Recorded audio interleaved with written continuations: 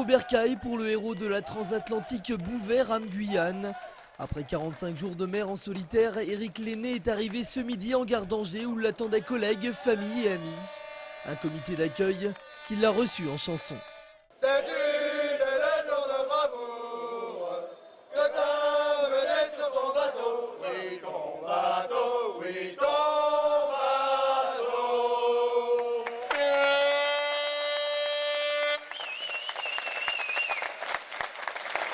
Merci. Quel accueil. Sur son embarcation, le Twinéa, ce responsable de magasin chez les menuiseries Bouvet, s'était lancé du Sénégal pour rejoindre la Guyane.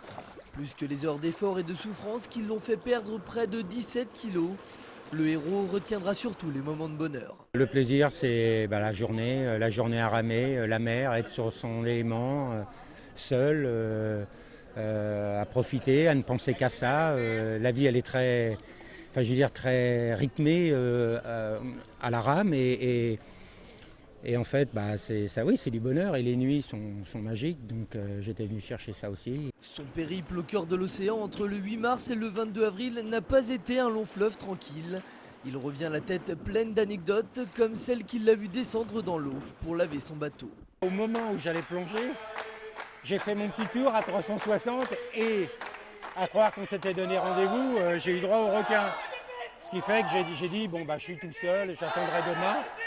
Et j'ai attendu demain et après ça a été parfait, quoi. Éric a terminé la course 4e sur 22. Alors chapeau et bon vent.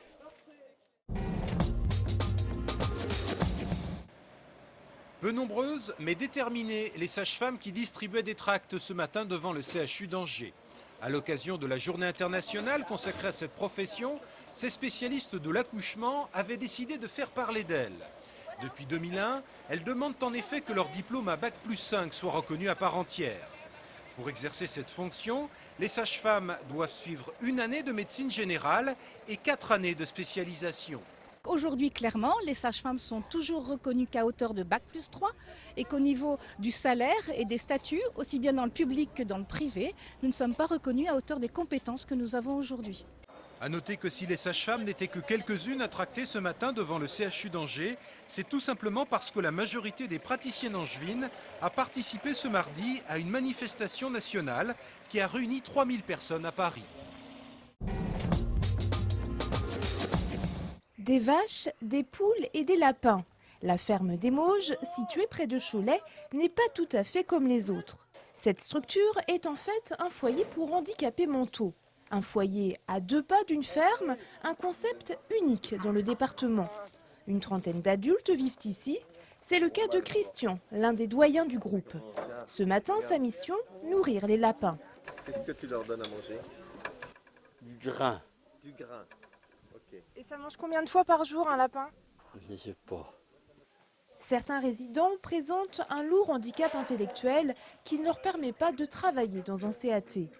Ici, ils peuvent s'épanouir différemment. Laurent, qui verbalise par exemple pas beaucoup, se rend ici utile, nettoie, nourrit, paille les vaches. Le but, c'est qu'avec chaque animal, chacun trouve sa place à la ferme, en fait. Chaque résident dispose de sa propre chambre. Tous les repas et les activités se font en commun, car l'intérêt de cette structure, c'est aussi ça, apprendre à vivre en collectivité. Les personnes arrivent maintenant à beaucoup mieux se respecter, à se tolérer. C'est vraiment là-dessus qu'on fait un gros travail, apprendre à vivre ensemble. Et ça, c'est comme dans tout groupe humain, c'est difficile. Ouverte il y a moins d'1 an, la ferme va prochainement diversifier ses activités. Un potager fleurira au milieu des champs. L'objectif, bien sûr, c'est que tous un jour puissent déguster les fruits de leur récolte. On a vu comment étaient faits les steaks de bœuf qu'on mangeait à la cantine.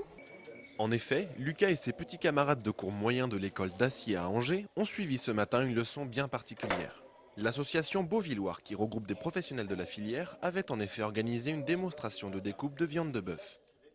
L'objectif est de faire prendre conscience aux enfants du travail de transformation, depuis l'élevage de l'animal jusqu'à l'arrivée du steak dans leurs assiettes. 3 professionnels de la boucherie ont donc débité devant les enfants une épaule de bœuf, une opération qui peut présenter certains avantages parfois insolites. C'est un jour où vous jouez au tennis de table entre vous, voilà. Vous allez chez le boucher, vous demandez une palette et vous jouez au tennis de table. Ah, c'est top, non? Cette animation est inscrite dans un travail de longue durée des enseignants, l'objectif étant d'éduquer les enfants au goût et de leur faire prendre conscience de ce qu'ils mangent. C'est vrai qu'ils sont éloignés des lieux d'élevage. Alors je trouve que c'est très important que les élèves s'en rendent bien compte donc, de ce qu'ils mangent réellement et que derrière il y a des hommes, il y a différentes étapes et de les reconnaître, de bien les percevoir. En collaboration avec les parcs, qui fournit la nourriture des cantines scolaires des écoles publiques d'Angers, les enfants ont pu bien sûr savourer ce midi la viande qu'ils ont vu débiter le matin.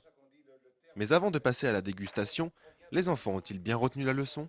C'est pas le steak qui sort directement du bœuf et puis on va dans notre assiette. Il y a tout un travail pour le faire.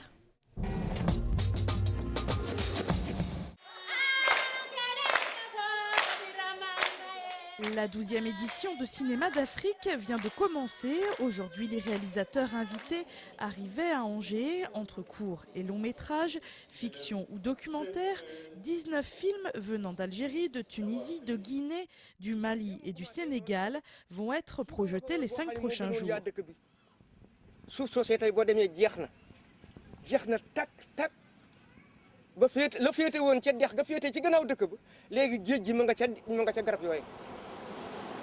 On a plein de thèmes différents. Hein. Ce qui compte, c'est de montrer une Afrique en marche. Il y a des réalisateurs qui se battent pour faire des films, des sujets qui sont un peu nouveaux pour le cinéma.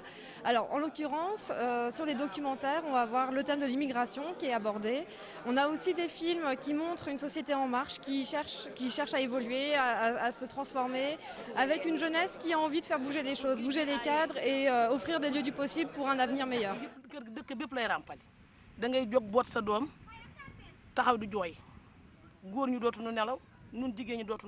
Les projections ont lieu jusqu'au 10 mai au Gaumont Variété. Des rencontres avec les réalisateurs sont ensuite proposées à 17h45, salle Chemelier. Yaax jànqar fet façon jën yooyu yëpp